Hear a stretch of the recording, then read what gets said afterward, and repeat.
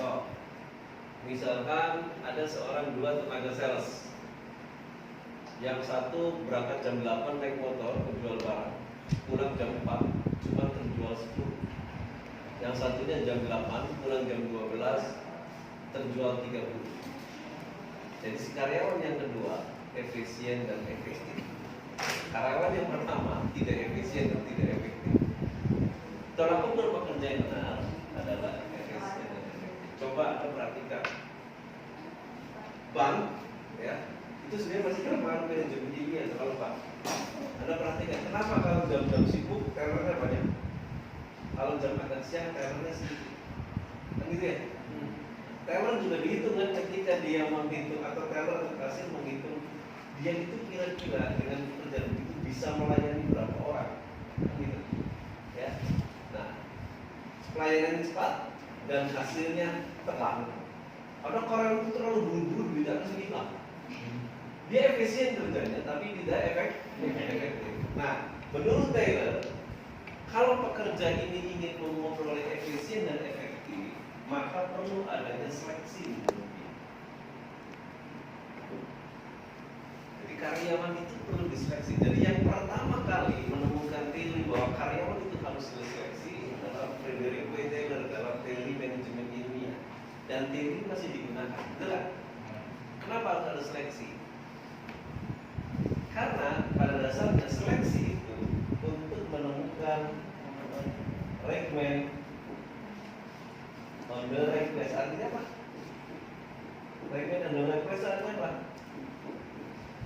Requirement on the request artinya apa? Dengan adanya seleksi tujuannya untuk memperoleh requirement on the request. Apa artinya? Mendapatkan orang yang tepat pada tempat yang tepat. Jadi bank membutuhkan seorang teller, berarti dibutuhkan orang yang teliti, begitu ya. Bank misalkan di situ membutuhkan seorang operator komputer, berarti orang yang bisa komputer. Perlu diseleksi tidak? Perlu seleksi. Dan kalau misalkan sistem SDM pakainya UD, ujung-ujungnya duit, tidak mendapatkan requirement on the request, kan gitu, dapat nyogok misalkan, beneran? Dia sebetulnya kerjanya lambat karena duit masuk dia, akhirnya mau mengganggu pekerjaan tidak? Mengganggu pekerjaan. Makanya yang namanya pekerjaan sisi nyogok, jual beli jabatan dan sebagainya, itu tidak akan menemukan requirement on request. Dalam manajemen ilmiah itu ditolak. Justru perusahaan itu mengeluarkan uang untuk memperoleh orang yang tepat, ya, orang yang tepat, orang yang dibutuhkan, sehingga tolak ukurnya efektivitas dan efisiensi ini bisa ketemu pada orang yang dibutuhkan dalam suatu perusahaan. Tolak ukurnya ini, tolak ukurnya adalah kinerjanya efektif dan efisien. Dan teori ini sampai sekarang masih digunakan pada perusahaan-perusahaan, yaitu manajemen ilmiah. Nah, terus kemudian sudah yang bagian kerja. Terus kemudian di zaman ini sudah ada kompensasi. Di zaman ini sudah ada kompensasi. Kompensasi itu ada salary, artinya gaji pokok. Gaji pokok itu dibayarkan per minggu, per bulan, per tahun. Dalam di luar negeri rata-rata per tahun kan ya, dan digaji secara tetap. Di era ini belum ada. Di era ini adanya upah. Di era ini ada juga sistem wage, upah. Ketika upah lembur, ya upah. Dalam perusahaan ada yang dibayar secara upah, ada juga yang dibayar insentif. Apa itu insentif? Nanti sebetulnya materinya nanti komisi. Apa insentif? Insentif itu apabila karyawan itu mendapatkan kinerja yang bagus atau berprestasi, insentif atau bonus. Nah, jadi kalau dia beda-beda dengan upah. Kalau upah itu, upah lembur itu ketika dia ada tambahan jam. Tapi kalau insentif itu misalkan penjualan memenuhi target, maka dia diberikan insentif. Penemunya siapa? Taylor sama. Menurut Taylor, pekerja itu harus diberi insentif agar dia termotivasi kerjanya. Termotivasi kerjanya. Itu Frederick W. Taylor. Nah, di sini belum ada zaman ini. Jadi manajemen SDM mulai lengkap ini sebetulnya. Sudah mulai lengkap, ya. Ada sistem seleksi, ada sistem kompensasi yang lengkap, ada pengukuran prestasi berdasarkan efektivitas dan efisiensi kerja. Ya, di sini sudah lengkap. Ya. Oke, yang dua ada pertanyaan, silakan. Jelas, silakan. Namanya siapa? Namanya siapa? Rizal. Ya, Misalkan saya udah nemuin tim nih atau karyawan gitu, iya. tapi dia kerjanya masih belum remain on request. Nah, apakah bisa menempatkan karyawan itu menjadi remain on request? Bisa. Caranya? Caranya ada yang namanya pendidikan dan pelatihan.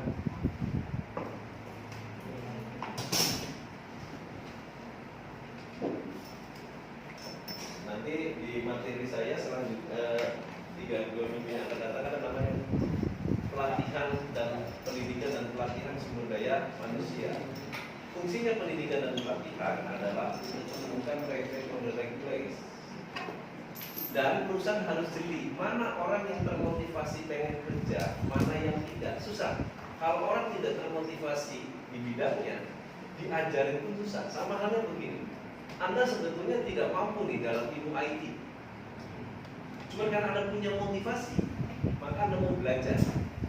Nah, yang susah mati dong. Yang susah itu bawa batu atau bawa laptop.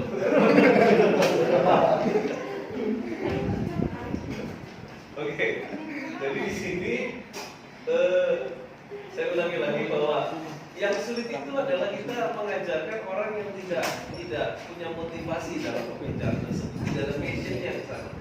Maka pendidikan dan jadi jawabannya tadi mesti ada pendidikan dan pelatihan. Ya tentu gini lah, kalau pekerjaan teknis, Anda tadi ini tidak bisa di pekerjaan itu. Kalau Anda bekerja misalnya di Telkom, tukang memasang IndiHome, Anda lulusan SMA-nya bukan teknik kan? Diajarin, Anda bisa ya, kan gitu. Nanti kita lebih lagi, nanti ada bagian khusus, ada pendidikan dan pelatihan. Pendidikan dan pelatihan itu beda. Kalau pendidikan itu nanti menghasilkan orang-orang yang memiliki knowledge, wawasan sebagai pengambil keputusan. Kalau pelatihan itu hanya pekerja yang pelaksana saja. Nanti ada bab khusus ya mengenai pendidikan dan pelatihan. Oke. Nah, jadi tadi pertanyaannya bisa melalui pendidikan dan pelatihan. Ada pertanyaan lagi? Ada pertanyaan lagi silakan. Oke, selanjutnya kita bahas yang ketiga, yaitu ini sudah agak sedikit modern ini. Kalau tadi di era manajemen ilmiah itu tidak memandang secara manusiawinya, memandang bahwa manusia itu secara teknis, ya, memandang manusia itu secara teknis bekerja seperti mesin.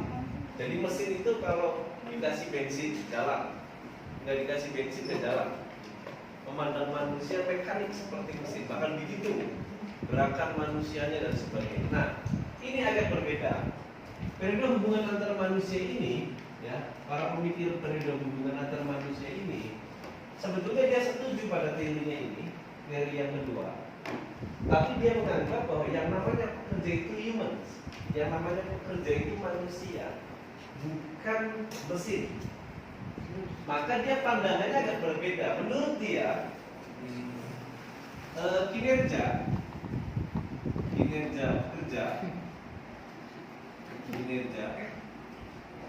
ya, dipengaruhi oleh motivasi. Betul? Iya, Pak. Ya, yang paling enak itu adalah kerja yang Anda suka. Libur seminggu, perasaan sudah bisa.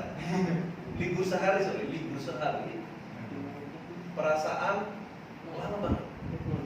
Tapi kalau nggak suka pada pekerjaannya, dikasih libur seminggu, perasaan lebih sedih.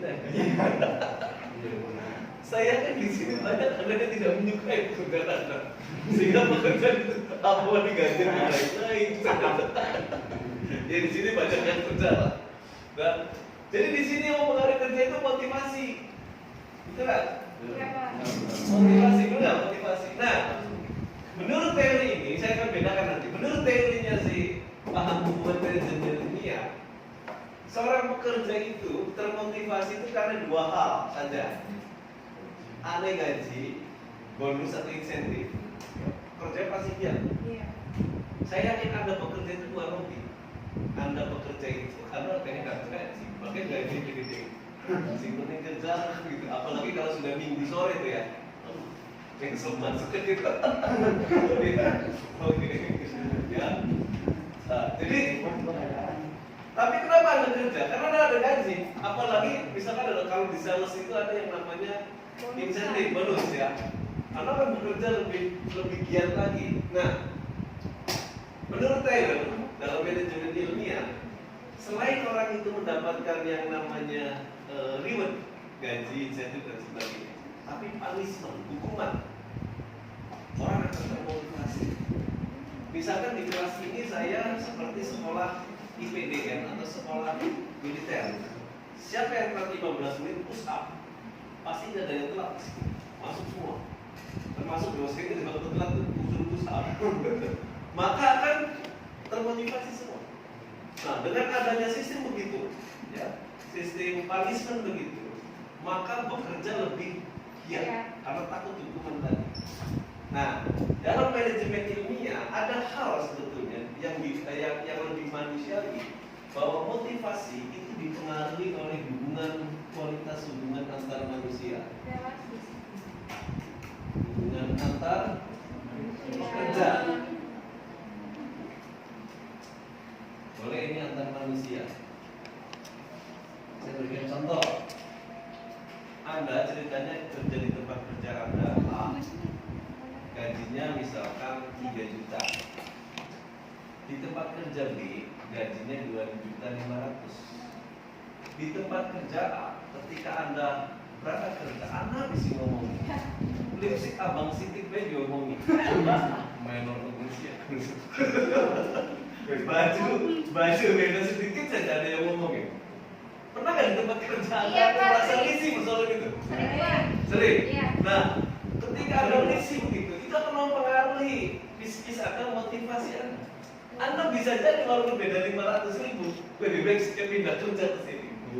Nah, itu yang kemudian menurut mereka manajemen ilmiah betul, menurut dia, tapi harus disempurnakan, yaitu bahwa motivasi dipengaruhi bukan saja oleh gaji, bukan saja oleh hukuman, tetapi harus memperhatikan kualitas hubungan antar pekerja. Nah, ini sedikit modern. Makanya rata-rata orang yang duduk sebagai manajer sumber daya manusia harusnya itu orang-orang psikolog. Jadi mengerti ketika ada konflik di antara pekerjanya, dia harus turun. Mengapa terjadi demikian? Kalau konflik itu dibiarkan terus-menerus, maka akan mempengaruhi motivasi. Memotivasi akan mempengaruhi kinerja kerja. Makanya rata-rata kalau perusahaan besar itu anak-anak yang kuliah di fakultas psikolog itu rata-rata kerjanya di bagian Human Resource Development atau MSDM, karena mereka lebih mengetahui ini, seperti konsultasi, masalah keluarga, bukan hubungan antar manusia dan keluarga saya termasuk dengan keluarganya, ya. Kalau keluarga juga akan berpengaruh di tempat kerja. Nah, makanya ini sedikit agak beda ya, ini perspektifnya dengan ini ya. Kalau ini perspektifnya adalah melihat humans-nya, manusianya. Jelas ya? Perbedaannya. Jadi bukan berarti ini yang nomor 3 ini menyalahkan itu, tidak, tapi melengkapi bahwa manusia itu kinerjanya adalah untuk memperbaiki hubungan antar manusia. Makanya kan seorang manajemen sumber daya manusia itu harus peka apabila terjadi problem-problem di antara para pekerja, karena akan berpengaruh terhadap Kinerjanya. dan kinerja. Ya. Oke, ada pertanyaan silakan. Ada pertanyaan? Ada pertanyaan? Sebelum kita masuk ke paham behaviorisme artinya berperilaku, ya.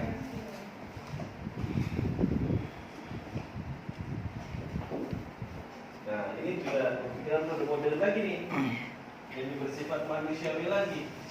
Nah, kalau yang tadi bedanya bahwa kinerja dipengaruhi oleh motivasi dipengaruhi oleh kualitas hubungan antar pekerjanya. Nah, kalau ini dipengaruhi oleh perilaku.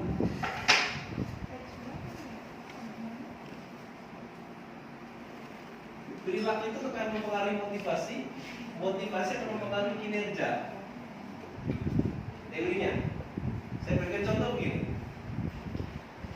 Coba Anda perhatikan para pekerja PNS di kecamatan dengan ditukar dengan pekerja yang memang bekerja di misalkan perusahaan Apple atau di Bank Mandiri lah yang BUMN, ditukar. Sing biasa bakal langsung teka baca koran ngopi masuk bank sudah disiplin ya, benar? Mengapa bisa berbeda tuh instansi tadi bukan? Faktornya apa? Ada di perusahaan itu kelihatan disiplin sekali, tapi ada perusahaan yang santai saja. Jam kerja masuk absen, Biasa aja. lari cari warung ngopi. Apa yang pengaruh itu? Biasa aja ya. Oke, ya perilaku. Apa yang pengaruh perilaku maksud saya? Aturan-aturan dari perusahaan. Oke, aturan sudah ketat semua. Ini saya lihat di kantor di PNS ketat. Jam segini absen. Jangan bilang gini, jam 10 itu. Apa coba? Ya, yang mempengaruhi perilaku itu adalah pimpinan. Benar nggak? Ya. Benar nggak? Anda coba orang yang tidak disiplin, kemudian Anda kerja di perusahaan yang disiplin, itu disiplin nggak? Iya, Pak. Disiplin. Contoh kita berikan begini. Jepang itu adalah negeri yang ada peraturan, tidak ada peraturan, masyarakatnya disiplin. Anda tadi mengatakan peraturan, Jepang itu ada peraturan, tidak ada peraturan, masyarakatnya disiplin. Sebab, kenapa dia jadi disiplin? Karena lingkungan alamnya membuat dia disiplin. Ya, membuat dia disiplin. Bayangkan, Jepang itu tidak punya tanah yang subur. Jepang itu banyak gempa. Ya, juga kalau kita lihat sampai minum teh, kalau anak pesta kan Jepang mah sedikit mana? Kalau kita lagi warteg kan banyak berdua.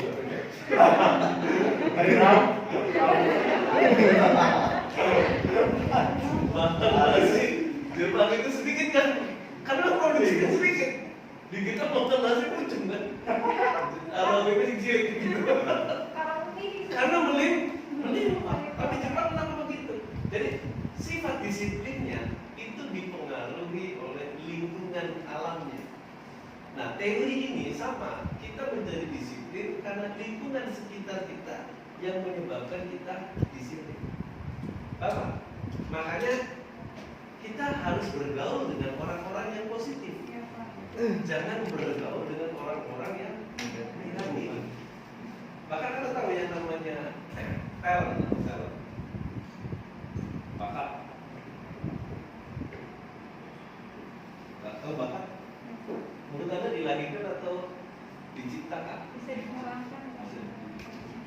Dilahirkan apa diciptakan? Diciptakan. Kalau saya dua-duanya ada. Jadi begini, bisa jadi talent itu adalah dia punya bakat sendiri. Tetapi orang yang punya bakat kalau tidak diasah bisa hilang bakat. Tapi orang yang tidak berbakat, Pak saya tidak berbakat jadi programmer. Tapi kalau diasah dia bisa berbakat. Apalagi orang yang berbakat kemudian diasah. Nah, yang bisa mempengaruhi talent salah satunya adalah environmental atau lingkungan. Saya berikan contoh begini. Dulu ada mahasiswa saya protes, Pak. Saya lebih setuju bahwa bakat itu dilahirkan, Pak. Saya berikan contoh begini. Ya, si mahasiswa itu dia pengetahuannya rada luas ya. Ada seorang musisi yang namanya Wolfgang Amadeus Mozart ya. Dia orang Austria. Tiga tahun itu dia sudah menciptakan simfoni. 3 tahun itu permainan musiknya sudah hebat. Berarti dia memang sudah dilahirkan memiliki talent musik. Saya jawab begini, dia lahirnya di mana? Lahirnya di Austria. Austria itu lingkungannya di mana? Ibu bapaknya adalah seorang musisi, lingkungannya musisi. Beda kalau dia lahir di Karangsong kan saya. Persoalannya beda. Ya beda kan? Mozart itu di sana dia karena kenapa? Dia bagaimana caranya? Masih rumahnya sudah ke laut kan gitu. Ya, walaupun dia taruh di Gerindra punya bakat musikal. Berubah tidak? Iya. Jadi kalau asal dia ada pinter, atau pengen pinter, dipengaruhi oleh tadi, Saya pernah memberikan contoh kepada Anda begini ya. Ada mahasiswa saya yang sukses jadi programmer. Mahasiswa saya yang sukses jadi programmer di Jakarta. Perempuan itu ya. Dia itu nggak kian kalau belajar. IPK-nya juga nggak gede-gede, paling 2,74. Untuk ngamar PNS itu nggak diterima. 2,74 IPK. Waktu TA juga dia dibikinkan temannya. Kalau kamu tuh nggak belajar program tuh, nggak bisa pak, susah. Nah, 8 tahun kemudian saya ketemu dengan dia. Nah, temennya satunya dia pintar di program, IPK-nya bagus, teman satunya cowok ya, teman satunya. Nah, yang teman yang IPK-nya kurang tadi, kemudian dia di program. Saya bilang, kamu kuliah lah kita, kok bisa pintar sekarang jadi programmer? Saya bergaul dengan orang-orang programmer. Yang satunya bergaul dengan orang-orang operator, ilmu program saya lupa semua. Nah, jadi yang mempengaruhi ini faktor lingkungan. Nah, sama kalau kita masukkan di dunia kerja, kalau di dunia kerja itu kita menciptakan lingkungan yang misalkan lingkungan yang bersih korupsi, tidak akan korupsi orangnya.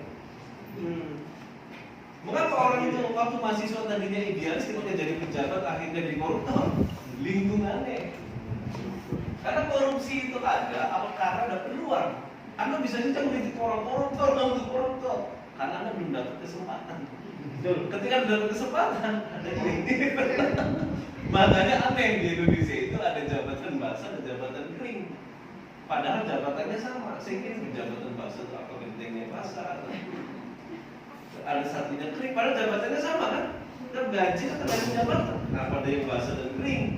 Basah itu karena perlu uang untuk mendapatkan di luar haknya besar. Gitu. Apa yang mengaruhi korupsi lingkungan? Kalau lingkungannya benar-benar anti korupsi, disiplin, ya, disiplin, lingkungannya disiplin, lingkungannya tertib, berstandar kinerja. Kalau lingkungannya main duit terus, ya terus saja main duit. Kalau kerja main duit, naik jabatan main duit dan sebagainya, maka akan mempengaruhi perilaku kerja. Nah, seorang pekerja itu dipengaruhi kinerja itu motivasi, perilaku dan lingkungan. Nah itu kalau ini dipengaruhi oleh hubungan antar pekerja, kalau ini dipengaruhi oleh lingkungannya.